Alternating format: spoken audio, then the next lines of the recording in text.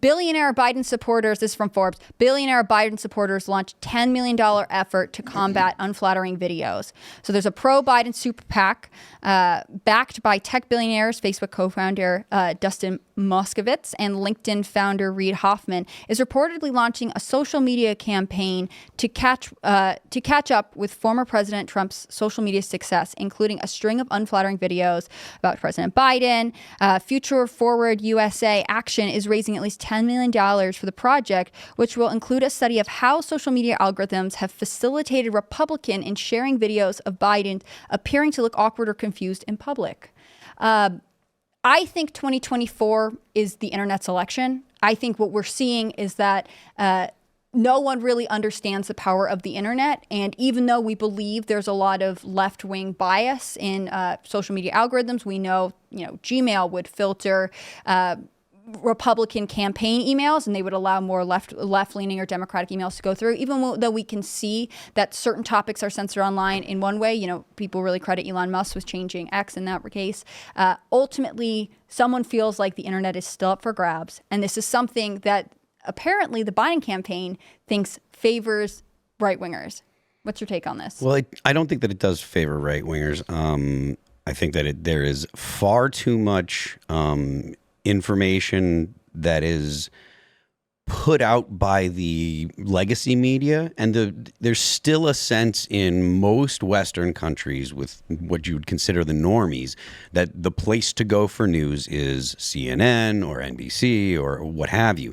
And I don't think that has really changed enough where that narrative, the narrative that is the quote unquote official narrative, I don't think it's changed enough where that's not the official narrative. I think that they want to do whatever they can to limit the reach of alternative news sources and alternative views, because that's what governments do. They want to have a narrative, and especially seeing as I like to harp about the NDAA of 2012 because of the Smith Modernization Act, which made it legal for the federal government to propagandize the American people. Essentially, the federal government wasn't allowed to have an opinion that they essentially put forward, and that was in the original Smith Mundt Act, and that was in response to the Nazis propagandizing their own people in World War II. So it was put in after World War II, sometime after World War II, or near the end of World War II, or something like that. Was the original Smith Mundt Act, and the Modernization Act essentially just repealed it.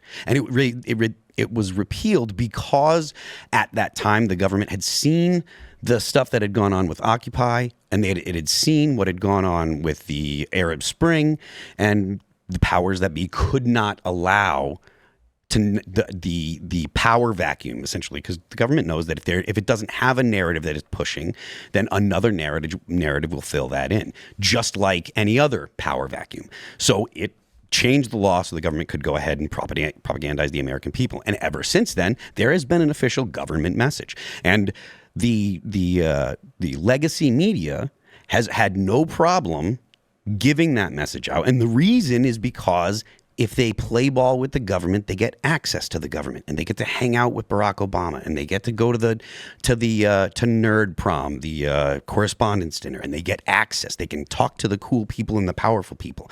That alone is worth money. And you don't need money, because the money is money allows you to affect the world. So money is in effect a certain amount of power. If you can have access to people that are in positions of power, then you don't need the money. It's the access, it's the power. So this idea that the government or that the internet is a problem is because it's a problem for the government. And I don't think that this is something. I think this is something that we should look for. We should look for the government to have as little ability to push a narrative as possible, because the government, the more the government has an opinion, the bigger the government's going to be, and you want to limit the government as much as possible. It's the biggest government in the world. I agree that the internet has become a problem for the power structure, this centralized authority of the United States government, whatever, this liberal economic order. It's like a thorn in the side.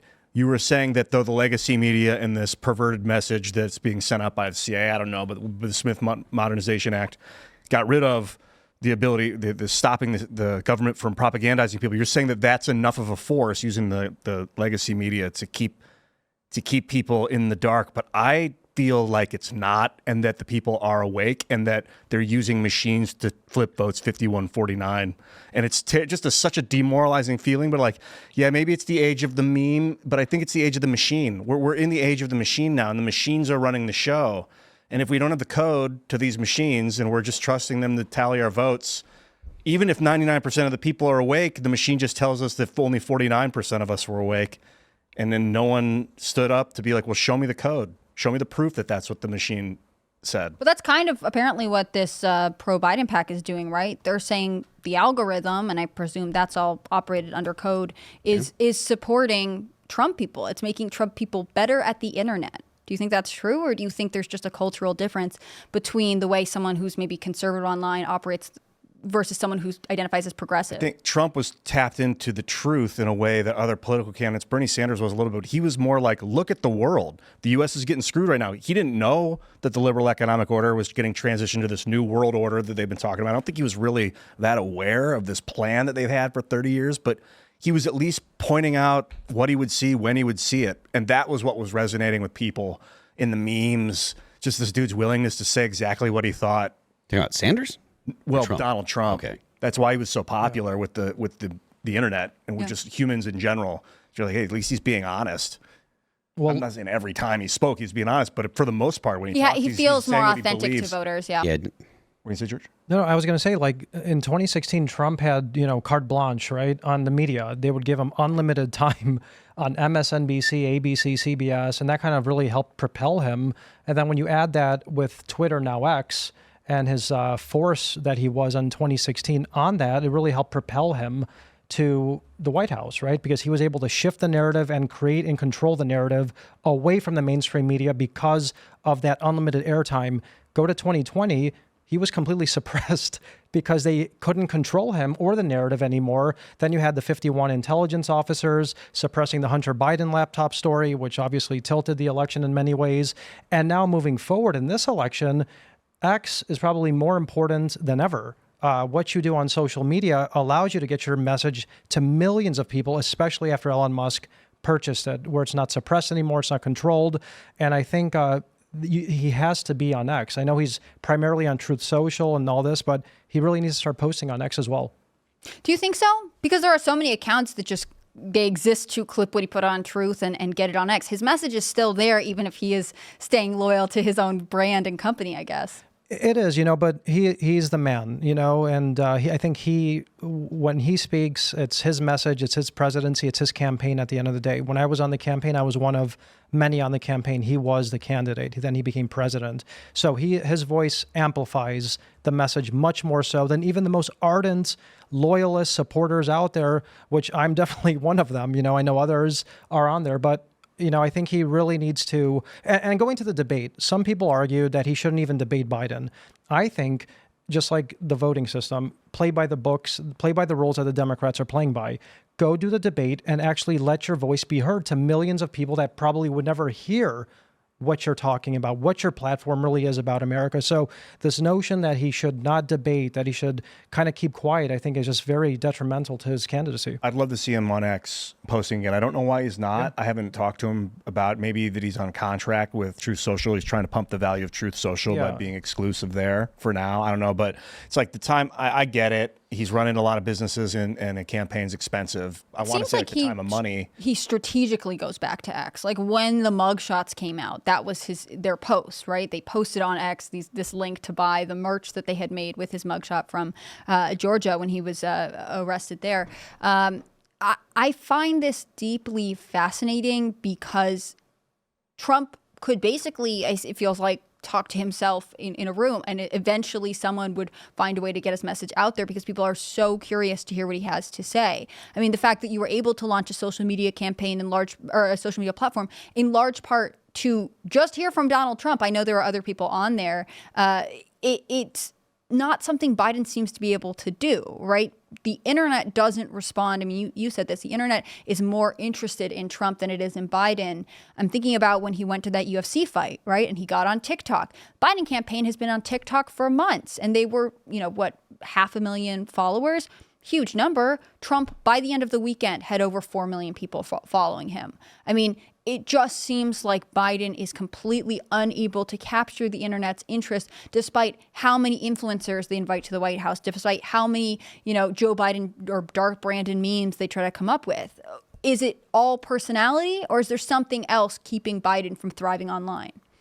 I think that it's probably the fact that the content that he produces or would produce, like, because all the stuff that I've seen that's gone on TikTok and stuff like that, it gets really torn apart by the right. And this could be just my impression, but it's very rarely do they get a meme or whatever that actually does a positive thing for them. Most of the time, it ends up being some kind of bad thing like that. I mean, a lot of times they'll go and promote LGBT stuff, and then the person they're promoting does some real whacked out crazy ass, like pulling their top down so their fake boobs are hanging out on the White House lawn, or classy bunch of people, or stealing people's luggage and wearing women's clothes to events. Like, it doesn't work out so well for them. So I think that they have a problem figuring out which memes actually are going to, get the positive traction that they're looking for. There are some Dark Brandon ones that, as much as I personally don't find them compelling, there are some that have worked, but overall they're not doing so well. I think about the Dark Brandon and the devilish, demonic Biden memes that don't really work is that he's actually doing kind of demonic stuff with his political power and his ambivalence, like his inability to command in Afghanistan, overseeing a forfeit and a fleeing route, but like the way he's prosecuting political dissidents that he doesn't like, or that he's allowing things to happen, that he's allowing, this most recent committee, this January 6th committee, apparently is running without having a House minority member in the right position. They're still trying to function like normal, but they're functioning out of turn. They did function for a long time, and there was no one kind of functioning that. Like, if you want to make a meme out of a good guy and make him like, look how dark he can be, that's one thing. But if he's actually secretly a villain, you're kind of just exposing it for later. I think they know that. When they see that, they're like, damn, this is going to look really bad in 20 years. I think that's why the basement strategy worked so well during the campaign, because the less the American people saw of Biden, the better it was for him. So the more they try to meme him or to put him out there on TikTok or on X or Facebook or whatever, or even give national interviews, the worse it is for them. And I don't think they can do that right now, because actually I think there are other Democrats that are breathing down Biden's neck right now. I think they sense a weak man, a weak president.